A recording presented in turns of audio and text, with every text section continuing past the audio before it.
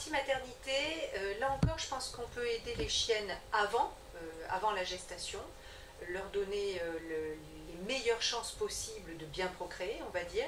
Là, je penserais à une algue qui est la spiruline, qui a plein d'effets positifs, antioxydants, des effets sur le foie, mais qui, à mon avis, par le fait qu'elle stabilise aussi la flore intestinale et qu'elle aide à avoir des globules rouges en bon état et plein de choses comme ça, peut aider beaucoup. Donc moi, j'aurais tendance à préparer mes chiennes à la spiruline pour qu'elles aient des beaux bébés et qu'elles soient en pleine forme et qu'elles le vivent bien. Pendant la grossesse, je ne suis pas sûre qu'il faille donner quelque chose si on n'a pas besoin. Ça, je n'irai pas donner de choses là-dessus. Par contre, la lactation, c'est un très grand moment chez la chienne. Et je crois que si on a quelques plantes où on peut aider, il n'y a pas à regretter ce genre de choses. Exemple, une chienne qui a eu une césarienne, ça arrive quand même classiquement. On pourrait utiliser le chardon-marie, qui est une plante qui est réputée agir sur le foie. Mais en plus d'agir sur le foie, elle est dite galactogène, c'est-à-dire qu'elle aide à avoir du lait.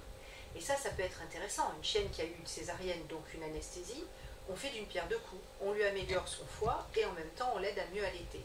Il y a une autre plante à laquelle il faut penser, c'est le houblon, tout simplement, qui est œstrogénique et qui, c'est un peu la bière des nourrices. Hein. C'est celle qui apporte des tas de nutriments et qui permet de bien nourrir. Voilà, des plantes comme ça, toutes simples, ça peut aider. Ça peut aider aussi à la récupération parce que la fameuse spiruline dont je vous parlais, elle va aider à refabriquer du beau poil, on en reparlera peut-être un petit peu plus tard, et donc ça fait des mamans en bonne forme et qui vont récupérer plus vite. Donc chez les chiots, quand il n'y a pas de problème, je vois pas pourquoi on donnerait quelque chose, j'en vois pas l'intérêt. Mais il y a toujours des petites choses chez les chiots, et en particulier les petits bobos qui se font quand ils se mâchouillent un petit peu, des petites choses. Attention, hein, dès qu'il y a plaie, dès qu'il y a blessure, vétérinaire, antibiotiques, tout ce qu'il faut, bien entendu. Mais des fois on peut gérer des petites irritations, des petites coupures, des petits bobos qui se sont faits. Et là il y a une plante à laquelle je pense tout de suite, c'est le gel d'aloe vera, vraiment la pulpe d'aloe vera. Ça aide à la cicatrisation, c'est très apaisant. Cet aloe vera, on peut aussi l'utiliser par la bouche pour stabiliser la flore intestinale, pour aider la flore à bien fonctionner et donc à ce qu'il digère bien. Donc là encore c'est très intéressant. On parlait de spiruline chez la maman tout à l'heure. Si ça aide autant la maman, ça peut aider les petits à démarrer, parce qu'il y a toujours un petit un petit peu plus petit, un petit peu plus faible.